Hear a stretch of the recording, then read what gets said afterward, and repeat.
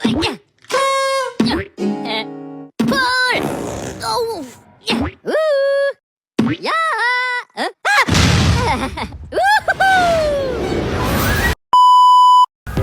Assalamualaikum warahmatullahi wabarakatuh. Halo teman-teman.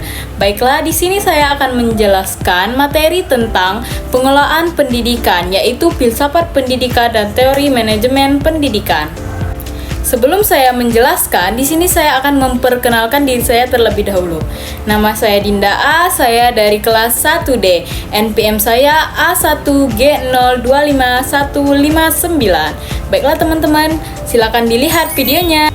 Baiklah teman-teman, sebelumnya ada yang tahu apa itu filsafat pendidikan ataupun teori manajemen pendidikan? Baiklah teman-teman, apa sih filsafat pendidikan? Filsafat pendidikan adalah cabang filsafat yang khusus membahas masalah-masalah yang berkaitan dengan pendidikan. Ini mencakup refleksi kritis tentang tujuan, prinsip-prinsip, dan nilai-nilai yang mendasari pendidikan. Selanjutnya, di dalam filsafat pendidikan ada pula ruang lingkupnya nih teman-teman.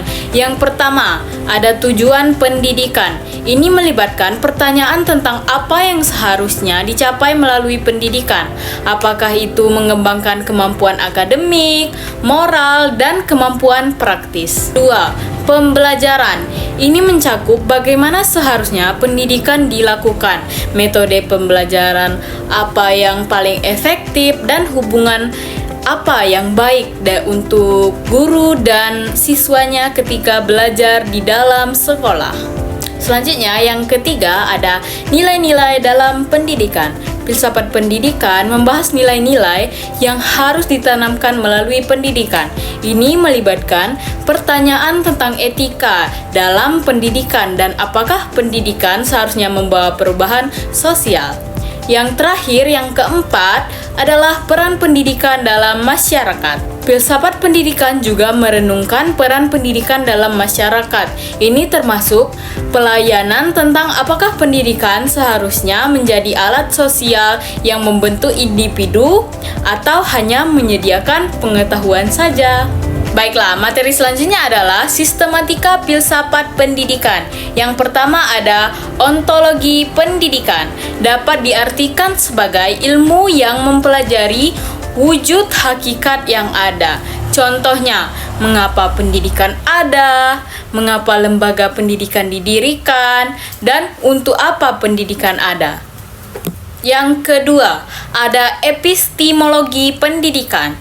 Epistemologi juga berbicara mengenai tentang metode, cara, dan dasar dari ilmu pengetahuan atau studi tentang hakikat tertinggi, kebenaran, dan batas ilmu manusia. Contohnya, bagaimana pengetahuan itu muncul dari diri manusia dan apa sumber yang memberikan kepada manusia arus pemikiran dan pengetahuan ini. Selanjutnya, ada pula teori manajemen pendidikan. Teori manajemen pendidikan adalah studi dan praktik yang menerapkan prinsip-prinsip manajemen pada organisasi pendidikan untuk mencapai tujuan pendidikan secara efektif dan efisien.